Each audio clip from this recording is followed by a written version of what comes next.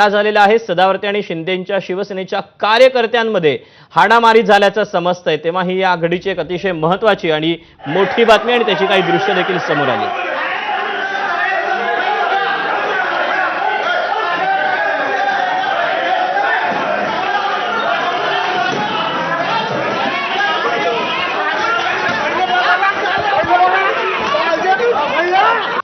आपण याबद्दलचे अपडेट जाणून घेऊयात। अभिषेक मुठाळ आपल्या सोबत आहे।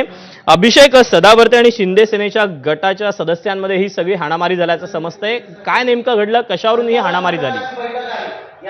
एकूणच आज एसटी बँकेच्या संचालक मंडळाची बैठक होती आणि या बैठकीमध्येच आपल्याला या दोन्ही गटांमध्ये राडा होताना पाहायला मिळालेला आहे। दोघांमध्येही हाणामारी झालेली आहे।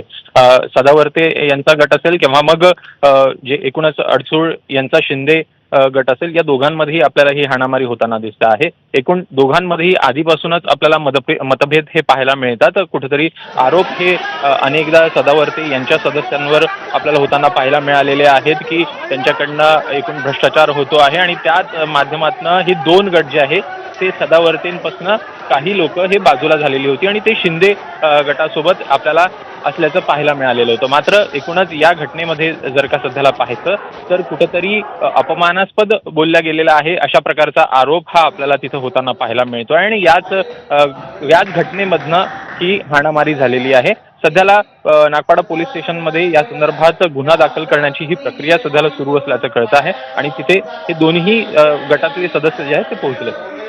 अभिषेक, ही जी बैठक आयोजित करण्यात आलेली होती, या बैठकीचा काय नेमका अजेंडा होता की ज्यावरून हे दोन्ही गट एकमेकांच्या समोर आले, एकमेकांवर धावून गेले?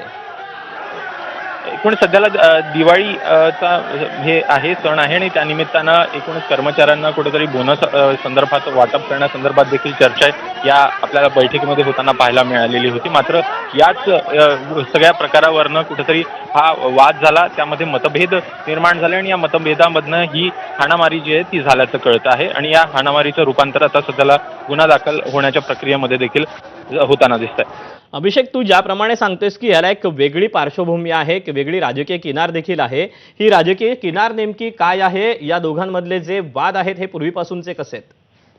नक्कीच एसटी बँक ही सध्याला जर आधी पाहायचं तर ती आपल्याला आनंदराव अडसूळ यांच्या जी संघटना आहे त्यांच्या ताब्यात असल्याचं पाहायला मिळालेलं होतं। मात्र सदावर्ते हे या निवडणुकीमध्ये उतरले आणि सदावर्ते या निवडणुकीमध्ये उतरल्यानंतर जे त्यांचे उमेदवार आहेत ते संपूर्णपणे आपल्याला विजयी झाल्याचं पाहायला मिळालेलं होतं। मात्र एकूणच कुठंतरी सदावर्ते यांच्याकडनं जी प्रक्रिया आहे निवडून आल्यानंतर त्यामध्ये कुठेतरी संशय निर्माण ह्या सदस्यांकडनं करण्यात आलेला होता आणि ते सदावर्ते यांच्यापासून बाजूला गेल्याचं दिसलेलं होतं आणि त्यामुळे जो पूर्ण सदावर्ते यांचा गट होता त्यामध्ये आपल्याला फूट पडल्याचं दिसलेलं होतं आणि त्यानंतर कुठेतरी दोन गट हे आपल्याला स्थापन होताना दिसले। एकूणच सदावर्ते आणि त्यानंतर मग शिंदे सेनेचा असा गट, असे दोन गट होते आणि त्यामुळे अनेक मागील काही 2 वर्षात जर का पाहायचं तर या दोन्ही गटांमध्ये अनेकदा आपल्याला बाचाबाचीचे प्रकार असतील किंवा अनेक भ्रष्टाचाराची प्रकरणं एकमेकांची काढणं असतील,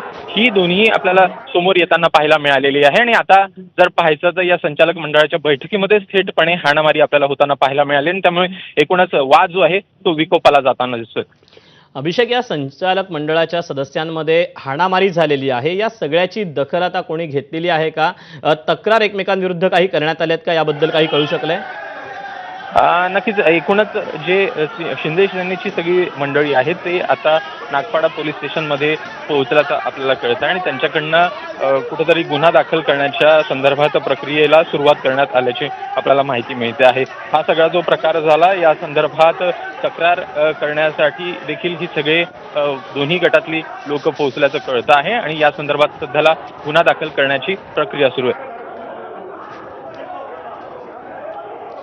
अभिषेक, तू राहाच आपल्यासोबत याच बँकेशी संबंधित आनंदराव अडसूळ देखील आहेत। सर,